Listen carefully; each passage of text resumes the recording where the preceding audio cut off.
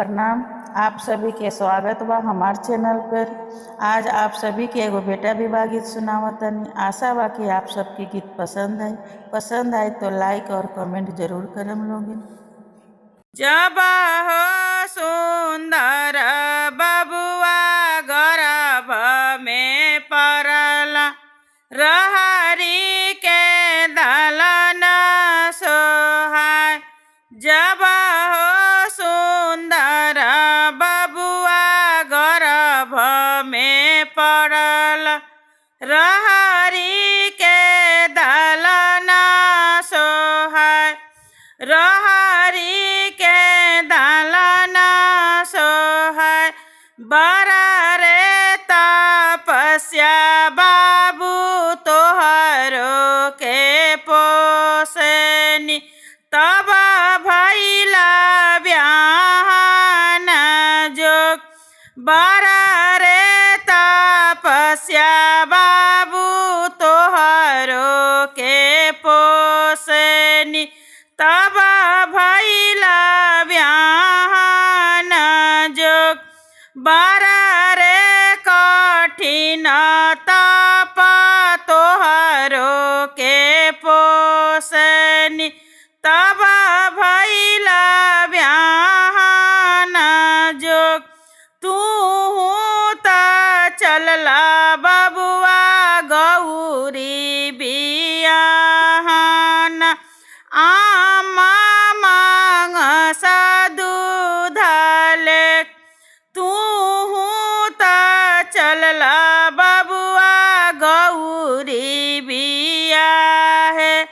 आमा मांगेली दूध ले, दूधवा के नेकी नाही देहब आमा।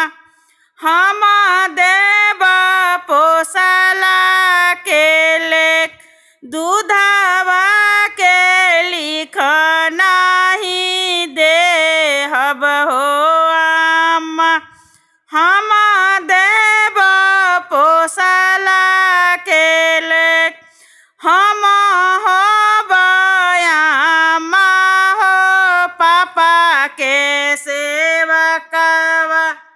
धनी होई है दासी तोहर, हम हो आमा पापा के सेवकवा। धनी होई है दासी तोहर, आगे माई छिपी भरिया घर चंदन पन भटवा भरल पान। आगे माई छिपी भरिया घर चंदन पन भटवा भरल पान। आगे माई लेहू नया जानू, दुल्हा सास दिल खून दान। आगे माई लेहू न सुंदर दुल्हा सास दिल खून दान। आगे माई नाही लेबो आगर चंदन, नाही लेबो पान। आगे माई नाही लेबो आगर चंदन, नाही लेबो पान। आगे माई सरवा हाथ के घरिया लेबो, सरहोजिया लेबो दान। आगे माई सरवा हाथ के घरिया लेबो, सरहोजिया लेबो दान। आगे माई रोवेली अपन सासु धुनेली कपार। आगे माई रोवेली अपन सासु धुनेली कपार। आगे माई एगो जे धियावा देनी पतोहियो मांगई दा।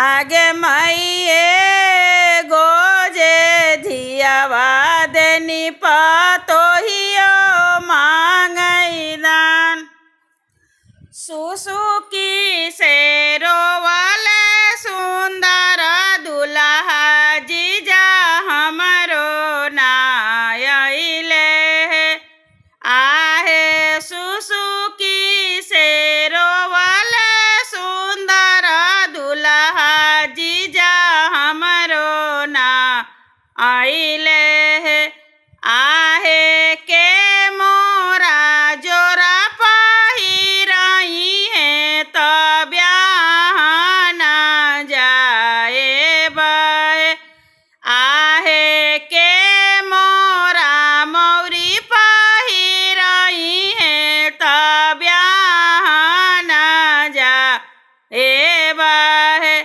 आहे घर में से निकाल लिया माँ बाबू के लोरा पोछे लिए घर में से निकाल ली चाची बाबू के लोरा पोछे लिए आहे फूफा ही आने माता पेठाए बे फूफा जी तोरो आ जाइए जीजा ही हाने माता पेठाए बे जीजा जी तोरो आ जाइए उहे जीजा जोरा पहिराई है तब्या ना जाए बे आहे उहे फूफा सूटा